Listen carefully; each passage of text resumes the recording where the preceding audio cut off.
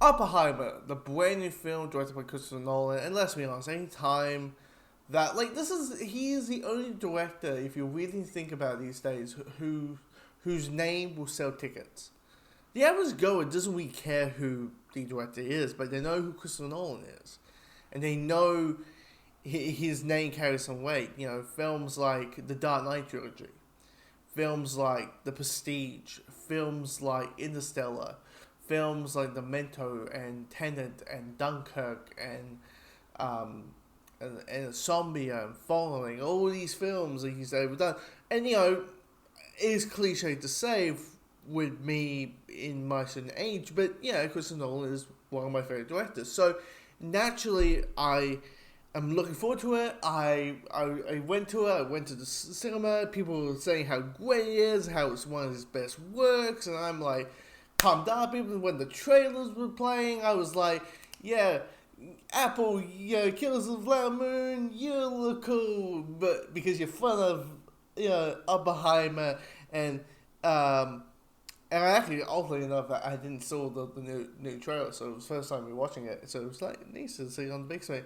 Or Napoleon, Apple, you're ruling the independent world right now, and you are cooler because you're part of the Oppenheimer theater experience for me. And I was like pumped and watching this. And after finishing it, I was like, that was pretty good. It was pretty good. Or like slightly great. It's not a masterpiece, mainly because of one very issue. And one very issue, like, this movie is 3 hours long.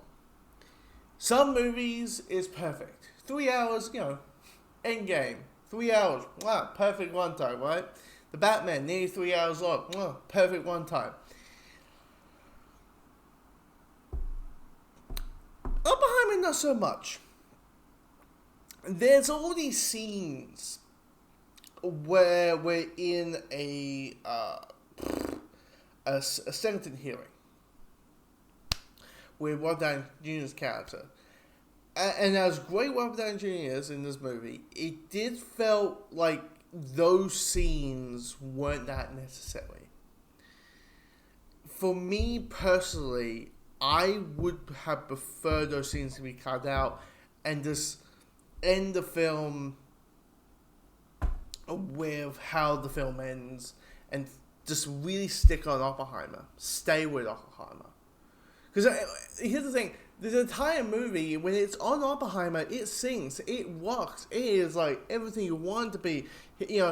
From him as a early scientist, him being a university lecturer, and to the point that, the government is like, hey, can you build a atomic bomb for us to fight the Nazis? And then he makes it, and then the artifacts of what happens after, what happens when you create something like the atomic bomb, like the A-bomb. What happens to you? Is there a moral compass? And for Oppenheimer's case, it was, because he's like, everyone's like, yeah, we won the war. He's like, oh shit, we just killed like X amount of probably innocent people, and it's not on the day. People are still dying from the acid rain from the atomic bomb and all that. That's great. It's just when we're at the sentencing hearing, I'm like, why are we here? And I get the concept behind it is that we have a story getting told. That, like, only enough, Oppenheimer is on his own sentencing hearing because they think he's a communist. Or try and make him into a communist. And then you got this other sentencing hearing which the Oppenheimer sentencing hearing stuff works. It's just when we're it's a movie where if you're not with your main character, it doesn't really sing well. It just feels like we're just doing scenes because of that. That we're doing moments that it's just. Yeah, like here's the thing. Here's the thing. It's Christopher Nolan. As everyone points out, his worst film is The Dark Knight Rises, and The Dark Knight Rises is still good. Pretty good. This guy hasn't made a full-on movie that completely sucks, okay? And by the way, if you're worried about the sound mix, I heard that sounds like with the Tenet complaints, Nolan kind of fixed his ear. Nolan heard the complaints and fixed that sound mix, because we all know that the music would be super low, but the actors would talk like this very softly, and we could hear over the music, and we would just hear the sound effect and everything without massive boom! Yeah, Bane. Remember Bane, everyone? Yeah, Bane from the Dark Knight Rises. Yeah, Tenet, that was the whole thing. No, don't worry. Oppenheimer, not a single issue. But the thing is, like, I would, if someone said, hey, would you more likely watch Barbie again or Oppenheimer again? I'm more likely going to watch Oppenheimer. Even though I was surprised how well done Barbie was, Oppenheimer's